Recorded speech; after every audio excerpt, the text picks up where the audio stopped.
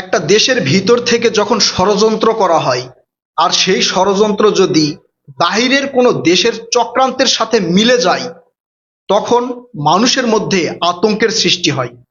আবার সেইটা যদি হয় দেশের ধর্মপ্রাণ মুসলমানদের বিশ্বাস এবং বিশেষ কোনো ভালোবাসা থেকে, একদম অবাক হয়ে যাবেন। আজকে এমন একটা চক্রান্তর কথা আপনাদেরকে বলবো, এরপরে আপনারা নড়ে চড়ে বসবেন।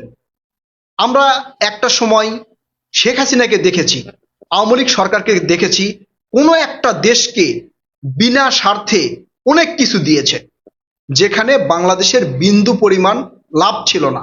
শুধু ক্ষমতায় টিকে থাকার জন্য এই কাজগুলো আওয়ামী লীগ সরকার করেছে। এই জন্য তারা জনরোষের মুখে পড়েছে, শেষ পর্যন্ত দেশ ছেড়ে চলে যেতে বাধ্য হয়েছে। আমরা আবারও কি সেই চক্রান্ত, সেই ষড়যন্ত্র, সেই দালালি কি দেখছি? আপনাদের ভারতের বিষয়ে একটা কথা বলবো এবং সেই বিষয়টার পরে বাংলাদেশের চক্রান্ত সম্পর্কে একটা কথা বলবো। এই দুইটা আপনারা মিলিয়ে দেখবেন, মিলিয়ে দেখার পরে আমার মনে হয় নড়ে চড়ে বসবেন। তখন মনে হবে যে কোন দেশে বসবাস করছি, দেশের মধ্যে এগুলো কি শুরু হয়েছে। দেখেন, বাংলাদেশের মানুষ কিন্তু একটা জায়গায় এক, সেটা হচ্ছে আমাদের ক্রিকেট খেলা। যখন বাংলাদেশ যে কোনো দেশের বিপক্ষে ক্রিকেট খেলে তখন আপামর জনতা, বাংলাদেশের যারা ক্রিকেটকে ভালোবাসে, ক্রিকেটকে বোঝে, সবাই কিন্তু বাংলাদেশকে সাপোর্ট করে। আর এই ভালোবাসাটা সৃষ্টি হয়েছে ক্রিকেটের প্রতি মানুষের একটা আন্তরিকতা থেকে। আর এই আন্তরিকতা নিয়েই খেলছে বাংলাদেশের একটা চক্র এবং ভারত। আপনারা ইতিমধ্যে জানতে পেরেছেন যে ভারতে যে আইপিএল খেলাটা হয়, এই আইপিএল খেলায় কলকাতা নাইট রাইডার্স যে টিম, সেটা আমাদের মোস্তাফিজারকে নিয়েছিল 9,20,00,000 রুপিতে। পরবর্তীতে ভারতীয় ক্রিকেট বোর্ডের নির্দেশে মোস্তাফিজকে বাদ দেওয়া হয়। এরপরে আমরা বাংলাদেশের তোলপাড় সৃষ্টি করেছি। সরকার বাধ্য হয়েছে ভারতকে জানাতে, আইসিসিকে জানাতে যে ভারতের মাটিতে বাংলাদেশ গিয়ে বিশ্বকাপ খেলবে না। এটা জানার পরে আইসিসি ভারতের ক্রিকেট বোর্ডের সাথে একটা মিটিং করেছে। এই মিটিং আরো মারাত্মক। আমরা মনে করেছিলাম হয়তো ভারতের দালালি তারা করবে না, না করে বাংলাদেশের পক্ষে কোনো একটা সাজেশন বা ডিসিশন তারা দিবে। বাংলাদেশ চাইছিল ভারতের মাটিতে বাংলাদেশের যে খেলা সেটা যাতে না হয়, শ্রীলঙ্কা বা অন্য কোনো জায়গাতে যেন হয়। কিন্তু আইসিসি উল্টা করলো কি, ভারতের মাটিতেই খেলতে হবে। আইসিসি এটা কেন করলো সেটা আমি বলতেছি। আগে আইসিসির কথাটা বলে নিই। ভারতের মাটিতে খেলতে হবে, না হলে বাংলাদেশের পয়েন্ট কমে যাবে।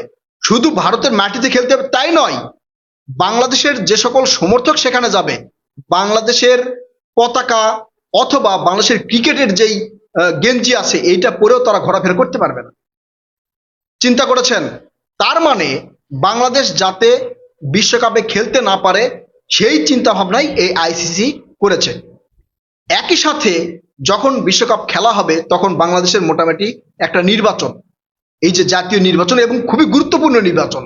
আপনারা জানেন এই যে দীর্ঘ 16-17 বছর মানুষ ভোট দিতে পারে নাই, ভোট দেওয়ার জন্য মানুষের মধ্যে যে আকাঙ্ক্ষা আছে সেই আকাঙ্ক্ষার প্রতিফলন হবে ত্রয়োদশ জাতীয় সংসদ নির্বাচন 12 ফেব্রুয়ারি 2026-এ।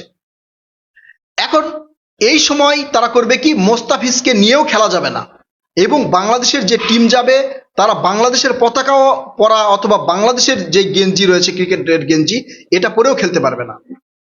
এমনকি বাংলাদেশের নির্বাচন পিছিয়ে দিয়ে খেলতে হবে। এটাই তারা বুঝাতে চেয়েছে যে বাংলাদেশের যে নির্বাচন হচ্ছে সেই নির্বাচন পিছিয়ে দিয়ে বিশ্বকাপ খেলতে হবে।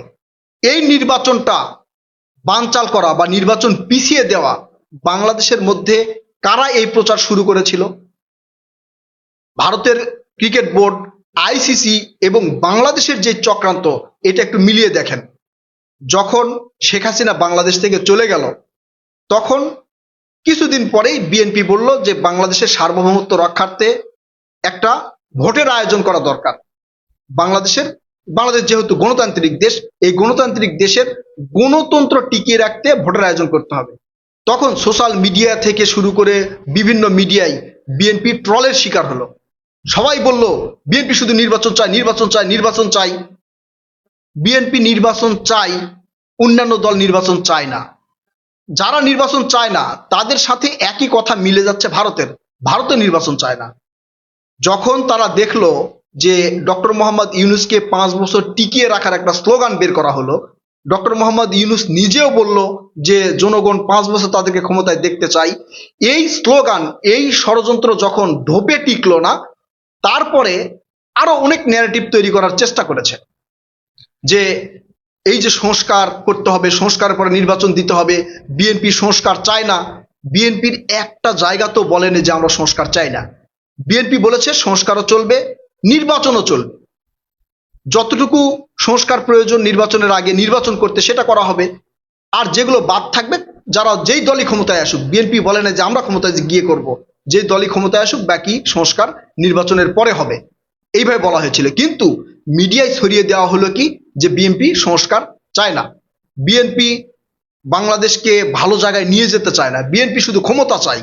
আর এটা হয়েছে এই সোশ্যাল মিডিয়ায় একটা বিশেষ দলের বট বাহিনীর কারণে। তারা বড় বড় পেজ লাখ লাখ টাকা দিয়ে কিনেছে, কোটি কোটি টাকা ব্যয় করে তারা প্রতিনিয়ত পোস্ট করে এবং সেগুলো বোস্ট করে করে ছড়িয়ে দেয়। এই জন্য তারা সফল হয়েছে সোশ্যাল মিডিয়ায়। তারপরে নির্বাচন বানচাল করার জন্য বেশ কিছু ঘটনা কিন্তু ঘটেছে। আমরা আমাদের জনপ্রিয় একজন তরুণ নেতা শহীদ শরীফ ওসমান বিন হাদিকে হারিয়েছি।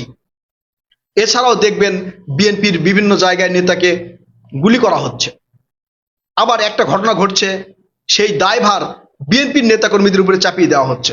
রাজনৈতিক পরিচয় ফাঁস করে বলা হচ্ছে এটা বিএনপির নেতা, ওটা বিএনপির নেতা, এটা বিএনপির কর্মী, এইভাবে ফাঁস করা হচ্ছে। অর্থাৎ বাংলাদেশের যে নির্বাচন, এই নির্বাচন বানচাল বা পিছিয়ে দেওয়ার জন্য যারা আওয়াজ তুলেছিল, তারা এই কাজগুলোর সাথে জড়িত আছে বলেই মনে হচ্ছে। তারা এখনো চায় যে বাংলাদেশের যে 12 তারিখে নির্বাচন হবে, ত্রয়োদশ জাতীয় সংসদ নির্বাচন, গণতন্ত্র রক্ষার্থে এই নির্বাচনটা যাতে পিছিয়ে যায়।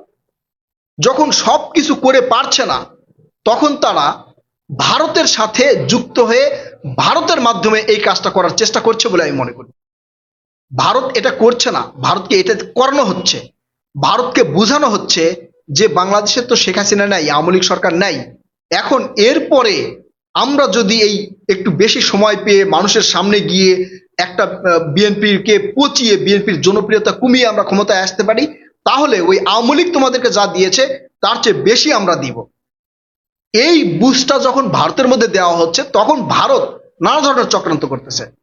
তাছাড়া একটা ক্রিকেট খেলোয়াড়, মোস্তাফিজার একটা ক্রিকেট খেলোয়াড়, এমন ক্রিকেট খেলোয়াড় না যে সে বিশ্বের 1 নম্বরে আছে, সে যেই দলের পক্ষে যাবে বা যে টিমের হয়ে খেলবে সেই টিমই জিতে যাবে এবং বাংলাদেশে এতে বিশাল বেনিফিট হবে, বাংলাদেশ বিশ্বের সব জায়গায় মাথা তুলে দাঁড়াতে পারবে, বিষয়টা কিন্তু তেমন না। তবে বাংলাদেশের মানুষের মধ্যে ক্রিকেট প্রেম বলে একটা ভালোবাসার জায়গা আছে, যেটাকে নিয়ে ভারত খেলছে এবং ভারতকে খেলানোর চেষ্টা করছে বাংলাদেশের বিশেষ একটা রাজনৈতিক দল বা রাজনৈতিক জোট। তারা যেমন চাচ্ছিল নির্বাচন যাতে মানে দেরিতে হয়, যত দেরিতে হবে তত লাভ, ঠিক সেই কাজটাই কিন্তু ভারত করছে।